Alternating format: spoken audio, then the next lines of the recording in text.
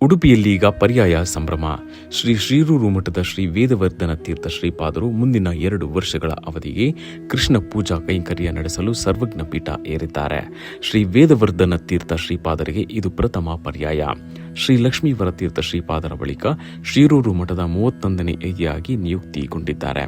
ಶ್ರೀ ವೇದವರ್ಧನ ತೀರ್ಥ ಶ್ರೀಪಾದರಿಗೆ ಸೋದೆ ಮಠದ ಶ್ರೀ ವಲ್ಲಭ ತೀರ್ಥ ಶ್ರೀಪಾದರು ಪ್ರಣವೋಪದೇಶ ಕೊಟ್ಟು ಪೀಠಾಧಿಪತ್ಯ ಅನುಗ್ರಹಿಸಿದ್ದರು. ವೇದವರ್ಧನ ತೀರ್ಥ ಶ್ರೀಪಾದರ ಪೂರ್ವಾಶ್ರಮದ ಹೆಸರು ಅನಿರುದ್ಧ.